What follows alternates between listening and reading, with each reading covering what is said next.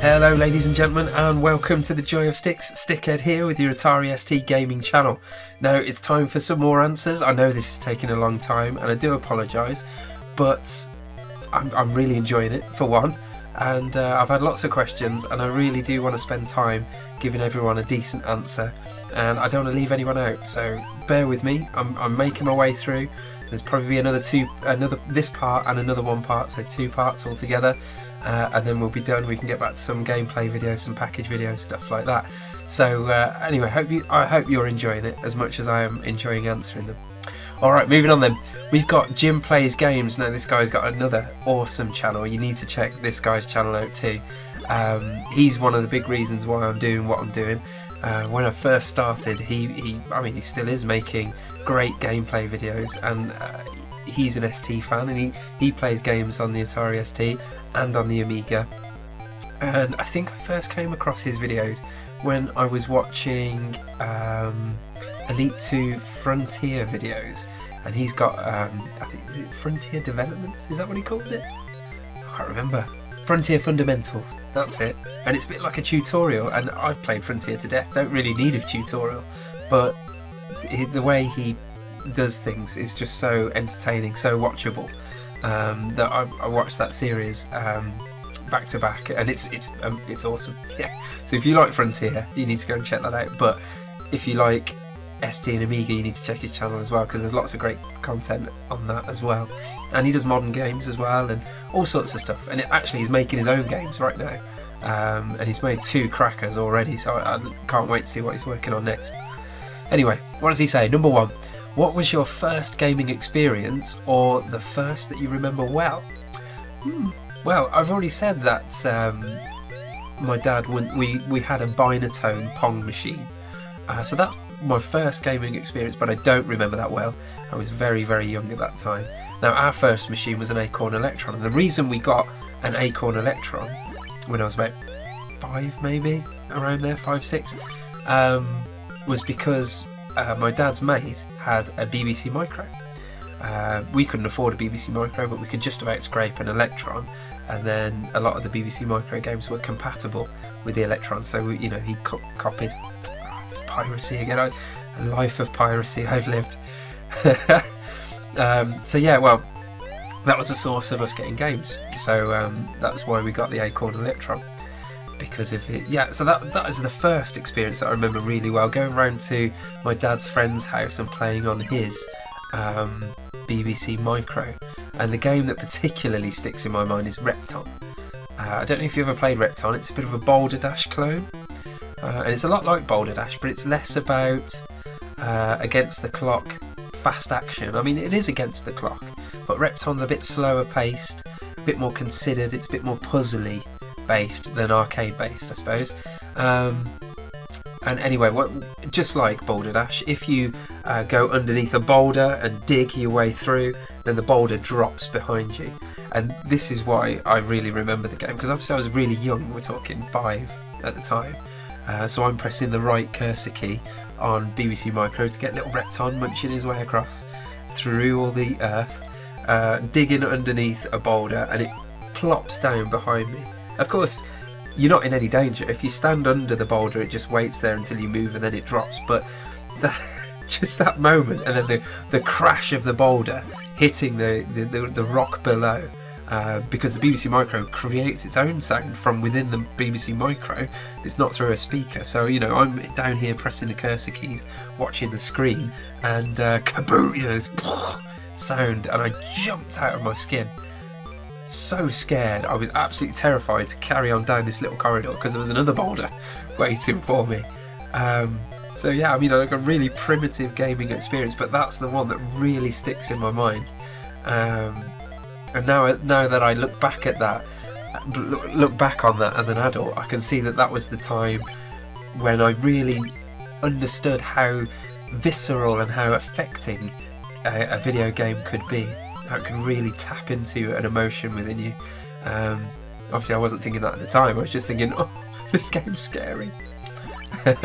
But yeah, so there you go. That's the earliest really proper video game memory I have, and that kind of fear was bolstered not the same day, but a bit later on. There's a Sinistar clone for the BBC Micro that he had. What was that called? I can't remember what it's called, but it's exactly like Sinistar, because the BBC Micro and the Electron have loads of great arcade clones, and that was one of them. But you know Sinistar, the mothership slowly builds up, and it's this munching face that chases after you. Similarly terrifying. So yeah, those are my earliest memories of being traumatised by video games, but it didn't put me off. Number 2, what retro game games would you like a modern remake of? Oh, that needs a bit of thought, doesn't it? Again, I haven't prepared for any of these questions, I do apologise, but I quite like the off-the-cuff, candid nature of it, so let me think.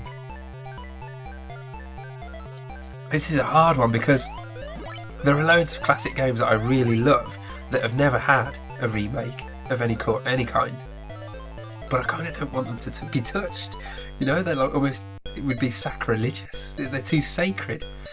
IK Plus is probably my favourite game of all time on any system. But I don't know. I don't want that to be remade. Can you imagine? Oh, just even the slightest change in how the animations work would throw the whole game off. So, do you know what I'd like, actually? I'd like a football management game that is like Championship Manager 93. Now, I played the Championship Manager series for a long time, going right through all the ones where they were named after years, Championship Italia, the Italian leagues, then like Championship Manager 2 on the PC, Championship Manager 3, and then I kind of got a bit fed up and bored of the series by that point, but I had another go recently, and I don't like it. I don't like it as much as Championship Manager 93. I love how simple 93 is. It's not a realistic simulation of management at all, but it's more fun for me. You know, you pick a team, you choose your best players on the team, you sell some, you buy in some new ones, you choose your tactics, and away you go. Do you know what I mean? 6 simple steps and you're up and playing. I love that. I don't want to fiddle about with coaches and what's going to be on the advertising banners. You know what I mean? No, it doesn't interest me. I don't want all those little tiny details. I know a lot of people do, because it increases the authenticity. But it's almost like an arcade style management simulation that I like, where you just do those core things and away you go. That's what I really like about Championship Manager 93 anyway. So maybe like that, a Championship Manager game, I don't know, you call it Championship Manager Classic or something. Not sure I'm that fond of that answer. There must be something else. I don't know. The only things that I tend to like when there are remakes are when they keep the core gameplay exactly the same and they just make it HD. You know, I really like the Baldur's Gate HD mod. So you can go back and play the old Baldur's Gate, but it fills up your whole monitor in 1080p. And you can see loads of the world map around your character. I love that kind of thing. I love the Guardian Heroes and Res HD remakes they got on Xbox Live.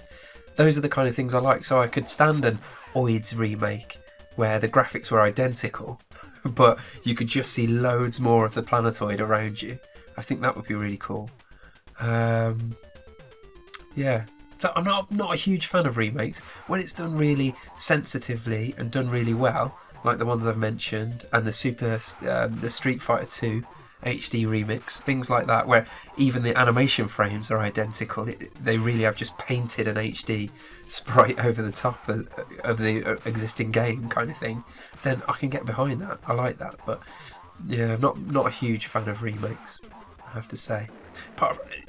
There are like homebrew remakes that are really good, like Beats of Rage, I think is brilliant, and the fact that there's got an open source version really rocks my world. So things like that I think are really cool, like when people have kind of made their own pseudo sequel, if you like. That's cool. And Capcom themselves, when they made their own sequels to Mega Man, brilliant, absolutely brilliant. I love that. But yeah, not necessarily going back to a game just for the sake of it because it was really good. Yeah. But then I've always felt that the same kind of way about cover versions. I've never been a big fan of cover versions of music, especially bands that I was in. I would always steer our bands away from doing cover versions unless we could add something really, really special to the song and unique. But there you go. So yeah, great question, Jim. Right, what game is your channel avatar from? Well, that's from Plan B on the Acorn Electron. It's a side-on scrolling platformer adventure type game, a bit like Jet Set Willy, that kind of vein, except you're a robot that can fly around and shoot. What else can I say? What you've got to do is take out all the computers on this planet. I can't remember the plot of why, but yeah, basically got to shoot all of the computers on the planet, and it's a very maze labyrinthine world map, and you can only make progress at certain points by finding the right keys. It basically your standard kind of 8-bit British platform adventure game, but you just happen to be a flying robot. And it really captured my imagination as a kid. In fact, you could get some of my old exercise books that my mum's probably still got in her loft and look in the back, and there'll be drawings of that little robot and different levels and stuff that are going on in there. There you go. So that's that. Plan B on the Acorn Electron. And number 4. What is the airspeed velocity of an unladen swallow? Well, that would depend, wouldn't it, on whether it's the African swallow or the European swallow. I feel like I'm being tested there. Does he know Monty Python? Let's test it. All right, case of glass. What have we got here?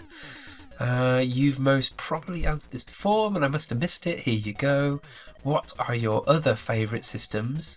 Now, I've done this. I've done a top 5. That was 2 videos ago. So if you want to check out part 1 for a full list and explanation. But yeah. What are my other favourite systems? Now, if I was going to, because this channel is all about the ST and I love the ST, if I was going to have like an offshoot channel of another computer, it would have to be the Acorn Electron. But then if I did another offshoot and had a third one, it would probably be on the Game Boy, the original black and white Game Boy, because there's something about that aesthetic, those big blocky pixels, and it made out of 4 tone. I was going to say shades of grey, but shades of green really. Really appeals to me. I love pixels. So yeah, I'll probably say those 3. Thanks, case of glass. Okay, Infected Flinch, me man, Dave. I got your package, by the way, Dave. Oh, I'll give out your address. Got your package. Thank you very much. Haven't opened it yet. I do plan on filming me opening it so I can share it with everybody. And it's definitely not a severed head. So yeah, bonus. Alright, let's go. Have you ever eaten sushi? I have. Not really properly. I bought a pack of pre-made sushi from Marks and Spencer's, believe it or not. And it was alright. It was alright, plasticky packeted food's never going to be absolutely mind-blowing, is it? So it was alright. I wouldn't say I loved it. It wouldn't put me off ordering it again. I tell you what though, I wouldn't go to like Yo Sushi or that kind of fast food sushi place. That leaves me cold, where the food's like trundling around on, Tesco's Travelators. Could have been there for like the last 4 hours. It regrows fins and jumps off no, not for me. But if I went to a really nice Japanese restaurant, sushi on the menu, I'd be tempted. Of course, you know that sushi just means the rice part of the dish, don't you? Sushimi is the fit. I sound like a right ponce, don't I? Forget that. Forget I ever said it. Number 2, would you ever touch a bear? Mate, I would go nowhere near a bear. I've heard stories of bears decapitating men with one swipe. I would not go. I tell you what though, if he was sedated and I knew it was safe, I'd like to have a little stroke. Because their fur, it looks gorgeous, doesn't it? Especially like a brown bear. I think, just have a little cuddle. A little safe cuddle while he's all knocked out. That would be nice. But yeah, a live, conscious bear. Not going anywhere near that, mate. Number 3, how on earth did you find my channel? Well, I regularly do a search for Atari ST. I do a search on Google. Sometimes I do a search on, YouTube sometimes, on Twitter sometimes, Google Plus sometimes, just, because I might happen upon people doing cool stuff with Atari ST, because there's not a lot of it out there, to be honest. If people are into 16-bit computers, it's all Amiga stuff. So there's not loads out there that's dedicated to the ST. So it would have been on one of my YouTube search, just typing in Atari ST, clicking the filter box to most recent, and you'd have been sitting there, and I'd have clicked on it, watched it, and been thoroughly entertained, because it's you've got a great channel, mate. You've captured something that you can't fake. You can't. Sorry, a bit snot. I might have to blank that out. That sniff. You've got something that you just can't imitate. This, you and your friends gathered around the console, the ST or whatever, sharing a game, taking the mickey out of each other. You can't imitate that, and it's brilliant. And it reminds me of my uni days, because that's the last time really when I had mates sitting around a telly all playing on the same, couch co-op, or against each other in the same room. Since then it's all been over the internet, and it's not quite the same. It's not quite the same. So yeah, I think that's why I really liked your channel from the off. It really had that kind of buddy feeling about it, and yeah, it's something special, that is, mate. Get us off the ground, he says. Yes, my gaze passed in your direction, and all of a sudden don't talk rot. You got yourself off the ground for those reasons, mate. It's a thoroughly genuine thing you've got going on there, and you need to keep doing it, mate, because you're awesome. 4. What game changed your life? Ooh, well, I've mentioned that Repton game, and that's definitely one, because I was hooked instantly from that.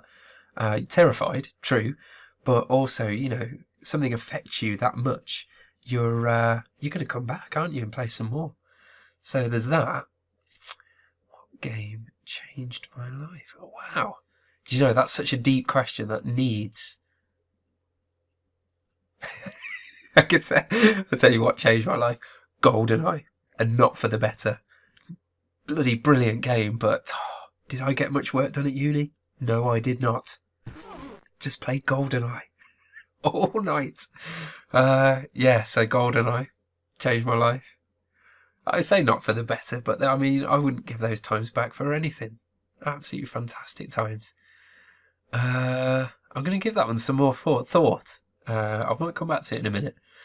Would you ever play anything else on your channel? Well, I'm tempted to all the time, and especially now I've got this capture equipment that works with everything under the sun except the Atari ST. I'm quite tempted just to have a little vacation and play some Mega Drive games for a little bit or something, just for shits and giggles, really. As I say, I play all sorts of things. If it's a good game and I've got access to it, I'll play it. So who knows? Watch this space. Why are you called Stickhead? Well, that's a name I forced upon myself. It's not my nickname or anything like that. It's more because when I was first coming up with a website about the Atari ST, quite a big fan of puns. And if you're not from the UK, you might not have known about this, but we had something on our TV, and there was a book called The Joy of Sex. So, bit naughty. I decided to name it after that, but change it slightly to The Joy of Sticks, because, the joy of sticks, joysticks. I thought that was quite clever. And to my, 20-year-old self, it did seem quite clever, but 14 years on, maybe not. And yeah, so I needed a name to go with it when I was signing up to forums and, stuff like that. So, from The Joy of Sticks, well, Stickhead. That sounds a bit like Dickhead. Yeah, that's brilliant. So that's why I went for that. Again, another stupid puerile reason, but it's my cross and I've got to bear it, basically. But yeah, there you go. That's where that's come from. 7. What ST game would make a great film? Oh, what an awesome question. What an awesome question. Well, I could go proper, really, if we're thinking about making a really good film, Speedball. That would make a good film. We're talking proper cyberpunk. It's a bit 90s, isn't it? We missed the boat a bit on that. If we'd have made it in the 90s, we'd have, crashed in the box office. It would have been awesome. But so yeah, I can imagine Speedball making a good one. Or You might not have played it. There's a game called Projectile, which is a future sports game as well. I think that would make a really cool film. Kind of, I don't know why, but it makes me think of Tron. It's that kind of thing. What else? What would make a great film? Ooh, we could have made an IK Plus film. I'm thinking retrospectively now. Like at the time, it would have been great to have an IK Plus film with Jackie Chan as the lead role. How cool would that have been? It would have fit the humour of the game as well. It's quite a lot. Oh, Frontier. Frontier Elite 2. You could base a film on that universe that would be awesome. You could make it all William Gibson, couldn't you? All kind of Neuromancer and shit. Yeah, let's do that. Let's do that. A Frontier Elite 2 film. Well, great questions there, Dave. Thank you very much. And here's another one. I'm going to recommend you go and check out his channel. He's got nowhere near enough subscribers that he deserves. Honestly, you got to check him out. As I say, he films videos of him playing games with his mates, and it really evokes that bygone era. I see it as a bygone era, but obviously it's not for some people, of sitting on the settee with your mates playing a game. So yeah, I'm kind of living vicariously through Dave with that at the moment. So yeah, keep it up, Dave. Awesome.